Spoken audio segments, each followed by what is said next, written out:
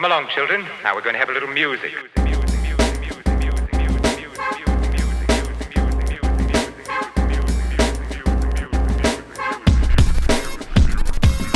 What's up, y'all? It's your boy RB3 here for another review for First Cut. This time I'm reviewing the new David Lynch film Bullet Train, starring Brad Pitt, Brian Tyree Henry, Aaron Taylor Johnson, Joel King. I mean, the list goes on and on, from Michael Shannon. The amount of Bad Bunny, the amount of people who are in this movie just goes on and on and on. And it's an all-star cast stacked up for this really high intensity, high octane action movie, which dropped last week. Now, granted, I know I'm reviewing this a little late, and to be fair, I've already burnt out. I've already saw Nope 3 times. I've already seen a lot of the movies that are out this week. Not Super Pets. I don't really have any interest in Super Pets. No offense, but I think I've already burnt out the movie. Oh, except for Bodies, which a review for that is coming really, really soon. But spoiler alert, it's really, really awesome. It's great. But Bullet Train, catching this a little late, but it's always exciting to see a new action movie drop during the summer, especially when it's, not a Marvel movie or a superhero film or some military propaganda like Top Gun. This movie kind of offers something a little different, which I was excited about. Now, the movie follows these different assassins from these various different worlds. They're all on this train for different reasons. And needless to say, from the guy who directed Deadpool 2, Atomic Blonde, and all these really intense action movies, this is an action-heavy centric movie. It's actually based loosely on a Japanese manga or a book. So, it also has that influence on it. And obviously it takes place in Japan, in Tokyo, with the bullet train concept. Now, me personally, as a Californian and as an avid environmentalist, I personally care a lot about bullet trains and a lot about high-speed rail. I mean, that's something that has been on the forefronts of California politics since I was a kid, all the way back when I was watching the news, and they have literally the head guy from Fox come on TV and be like, bullet trains are bad, high-speed rail is bad, you should not do it. And that's what was going on in California. Bullet trains have been on my mind for a long time, especially something that moves so fast, 200 miles an hour to get you from point A to point B. It's an incredibly fascinating concept, even more magical, I think, than like planes. So putting that concept into a movie and, actually taking that like fast moving 200 miles per hour concept and applying that to the pacing and the filmmaking of this movie, I think is actually really smart. Everything is so quickly paced and timed out that it just feels so much more energetic. And honestly, I enjoy that aspect of the movie. Like, I think that having fun, high energy movies is something that, is something just that's different. The number of characters and the way they kind of go into each person's backstory draws a lot of comparisons to like a style of Tarantino or something that kind of emulated in Drew Goddard's film, Bad Times at the El Royale.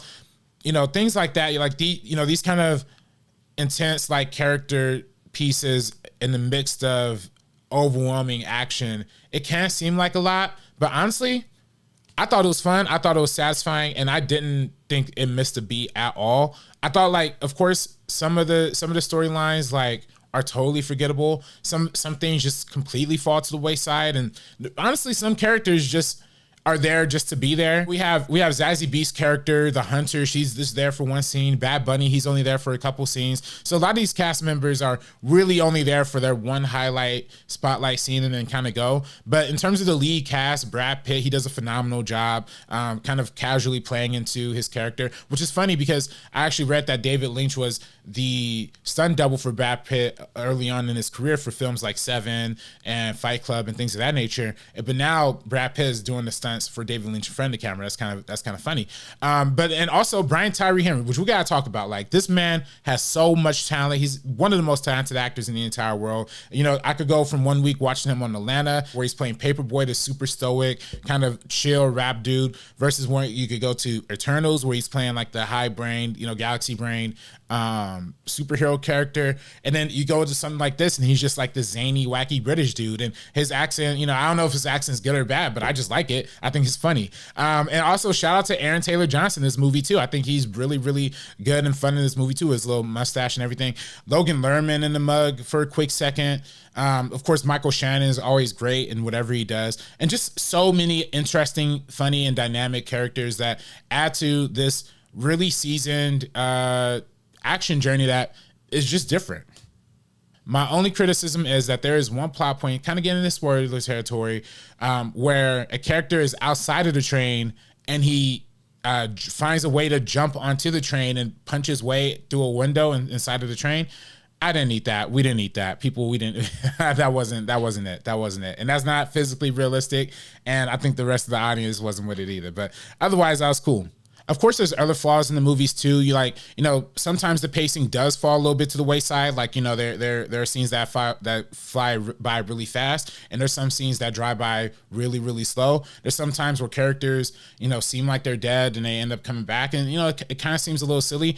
But that being said, good art is something that should feel variant and distinctive and different and fun. And when Andy Warhol was putting out his early pieces with the Campbell soup and all these other things, when he was defining his pop art aesthetic, that was often criticized. Like, a lot of people criticized it for being too basic, too simple, too over the top. And that's, something like, you could say a movie like Bullet Train kind of falls into that same pit. Because I personally think it is kind of pop art. Like, it is very much like self-referential, very fun, very over the top. But I do think it paints a very beautiful picture of what it's overall doing. I think through its cinematography, through its sound design, through its attempt at character development, and through its attempt at making this story come to life, I think it does a really good job at offering something different to the summer season. So I really, really enjoyed it. Let me know what you think in the comments down below. What are your thoughts on Bullet Train? Have you seen it? I know it's like a week late, but maybe you caught it this weekend, maybe you caught it last weekend. Let me know what you think in the comments down below. Otherwise, have you seen any other movies this weekend? Again, Bodies, really, really dope movie. Review coming for that really soon. Otherwise, this is your boy RB3, man. Follow us on First Cut TMO on Twitter, Instagram, and TikTok. TikTok's really starting to pop off. So make sure you subscribe to the channel if you haven't already. Hit that like button. I'm RB3. Peace.